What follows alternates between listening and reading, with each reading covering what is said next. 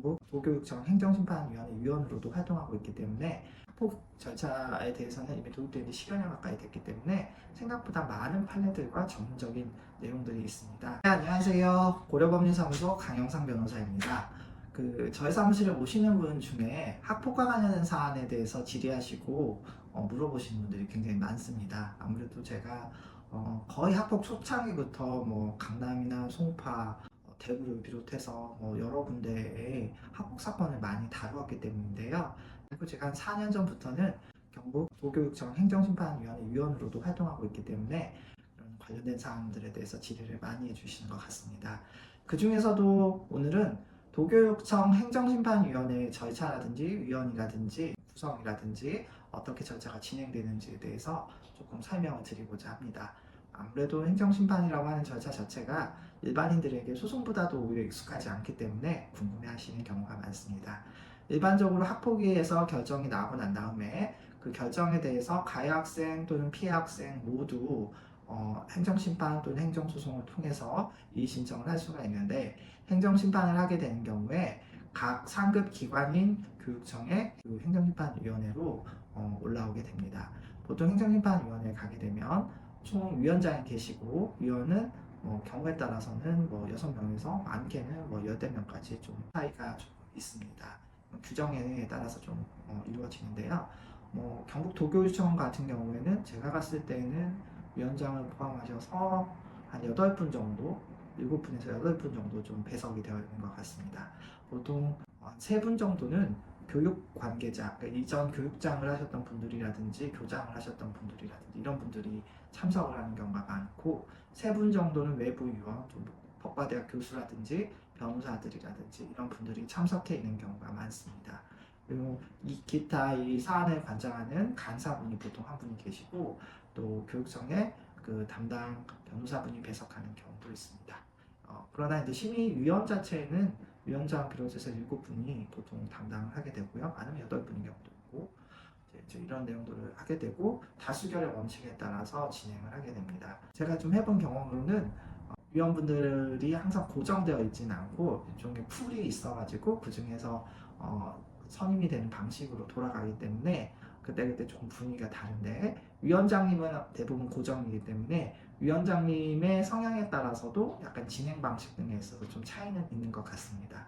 보통 그 사건이 오게 되면 사건 개요에 대해서 그 내용을 이렇게 요약하는 그런 보고서가 같이 첨부돼서 올라오는 경우가 많고, 형식적인 부분이라든지 경위에 대한 관련된 부분들이 많이 언급이 되어 있습니다. 그리고 그 뒷부분에 이 행정심판 청구서라든지 답변서 그리고 증거들이 쭉 나열이 되어 있고, 보통 한 일주일 전까지는 그 서면이 완성된 형태로 일단 저희가 받게 되고, 위원들이 받게 되고, 그리고 당일에 제출되는 서면도 드물게 있습니다.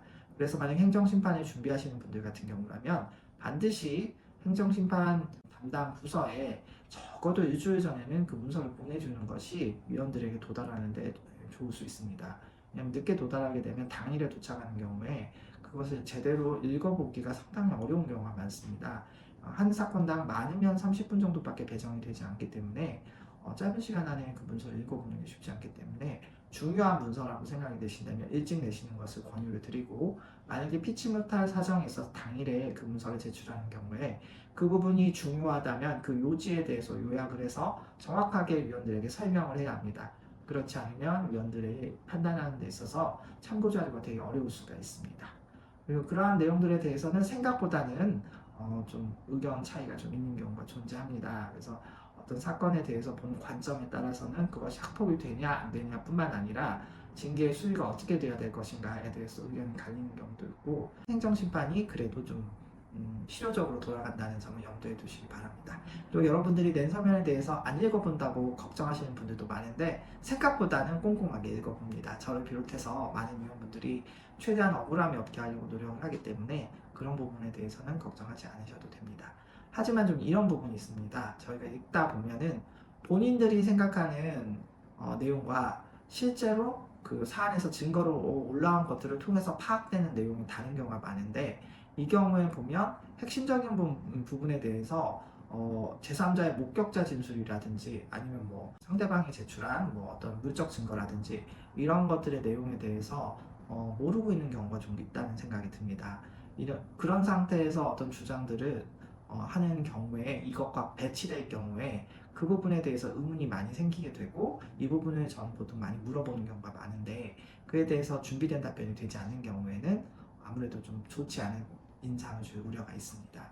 그렇기 때문에 자신의 입장에서만 자기가 아는 증거에 대해서만 기초해가지고 준비를 하기보다는 예상되는 상대방이 갖고 있을 만한 증거라든지 아니면 객관적인 증거에 비추어서 자신의 주장이 받아들여질 수 있는 것인지에 대한 검토를 반드시 하는 것이 좋습니다.